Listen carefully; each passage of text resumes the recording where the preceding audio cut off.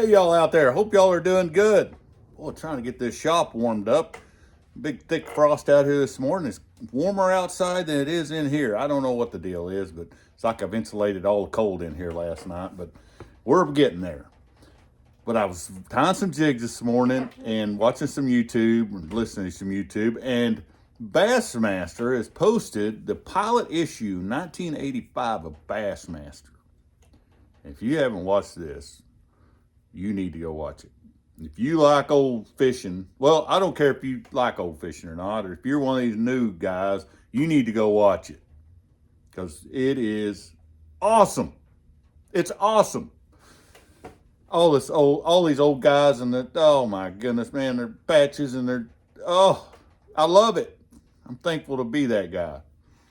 But one thing I noticed in there that I miss the most about bass fishing anymore is the variance in boats. Man, there used to just be this plethora of different styles and kinds and colors. And back in the day, this told a story. This was an extension of that angler. In other words, he picked his colors out. His boat told his story.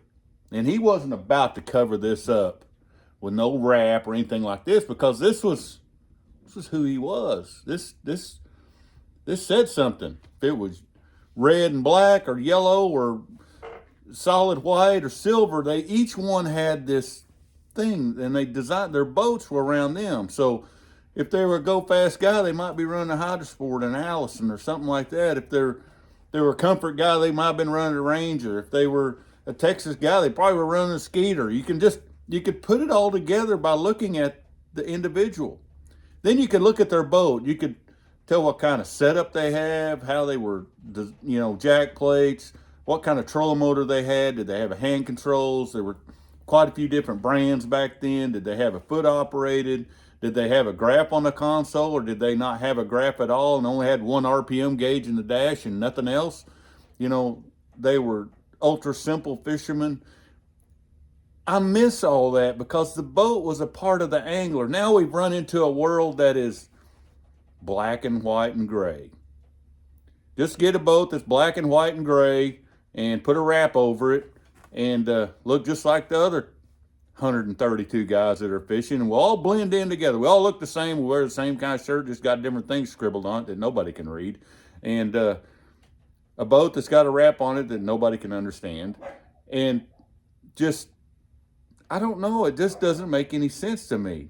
And I miss that about bass fishing. I miss the boat being part of the character, part of the individual. Batman drove the Batmobile. If you saw the Batmobile, you knew Batman was around. That's how it should work in bass fishing. If you saw that, you should see the individual that goes with it here. He's here somewhere. You see where I'm going? If you looked at Roland Martin's boat, you'd go, Roland Martin. You could look at that boat and go, Roland Martin's here somewhere. If you looked at Basil Bacon's boat, you go, yeah, Basil Bacon's here. You see where I'm going? If you've seen a Stratos, a black and red and silver Stratos that was perfect, set up perfect, you go, Guy Akers around here somewhere. And then here he's going to be with his black pleated pants, his perfect black and red and everything shirt with a perfect hat on that doesn't have a speck, not even a fly has landed on anywhere. Perfection. You could count on that every time from these guys. Then you could count on the guy over in the corner with his button-up shirts, unbuttoned halfway down here, got smoke hanging out of his mouth, his hat bill's crinked like this. That's probably going to run up some river somewhere and beat your face in with a flipping stick. You count on it, probably running an old Hydrosport. You could count on all these things, and now we just don't have that much anymore. And man, I miss it. I miss that so much. If you had one of them boats out there, tell me about it. I'd love to hear what your character was back in the day. If you had one, I could tell you some stories about mine back when I was in my go fast days. Somebody asked me about putting a wrap on this boat here a while back. I've been trying to work on some sponsor stuff, and I had to say, man, there's no way.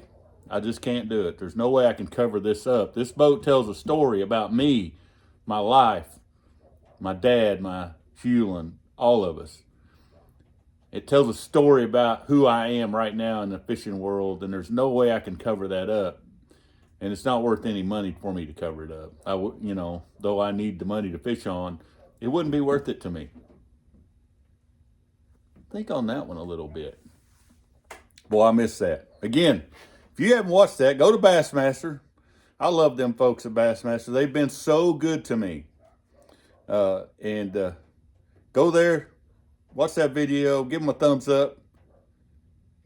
Maybe this old stuff's gonna circle back around for us for a little bit. I'm glad to be on the front side of that just a little bit. Catch y'all later.